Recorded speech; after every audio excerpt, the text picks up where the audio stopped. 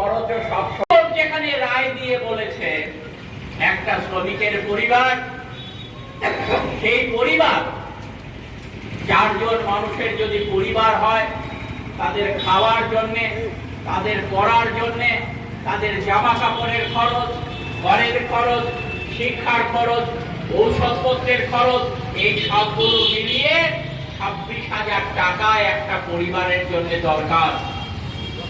তাহলে শ্রম সম্মেলনে আমাদের আজ থেকে কিছু বছর আগে 15তম যে শ্রম সম্মেলন হয়েছিল, সেই শ্রম সম্মেলনে মালিক, শ্রমিক এবং সরকার পক্ষ মোটামুটি ভাবে এই আন্ডারস্ট্যান্ডিং এসেছিলেন, এই বোঝাপড়ায় এসেছিলেন যে হ্যাঁ, শ্রমিকদের জন্য এই মজুরি দেওয়া দরকার। আমরা দেখেছি তার আগে 26,000-এর আগে শ্রমজীবী মানুষদের দিক থেকে আওয়াজ উঠেছিল তৎকালীন মূল্যমান অনুযায়ী, জিনিসপত্রের দাম অনুযায়ী শ্রমিকের পরিবারের মজুরি ন্যূনতম 18,000 টাকা হওয়া দরকার। সেই সময় আমরা দেখেছি কেন্দ্রের মোদী সরকার করেনি, কিন্তু কেরালায় বাম গণতান্ত্রিক ফ্রন্ট সরকার, তারা সরকারিভাবে রাজ্য স্তরে ঘোষণা দিয়েছিল সেই সময়ে যে কেরালা রাজ্যে প্রতি মাসে 18,000 টাকা করে একজন শ্রমিক ন্যূনতম মজুরি তারা পাবেন। ভারতবর্ষের অন্য রাজ্যগুলোতে এরকম মজুরি নেই। আমাদের ফ্লোর লেভেল ওয়েজ ভারতবর্ষের কেন্দ্রীয় সরকার কত নির্ধারণ করছে? 4,000 টাকার নিচে মাসে মজুরি।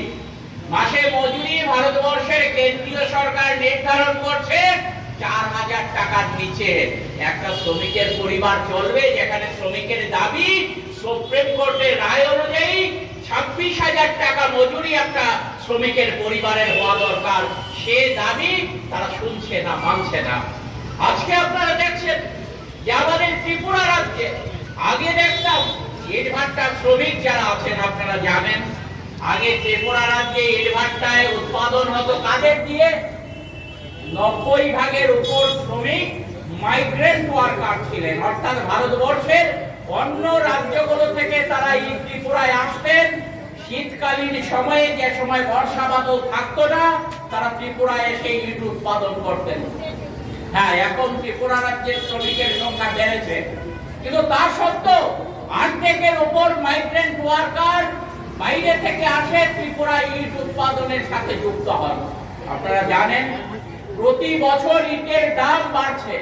Subscribe to Tripura Info and press the bell icon so that you never miss any latest updates and news on Tripura.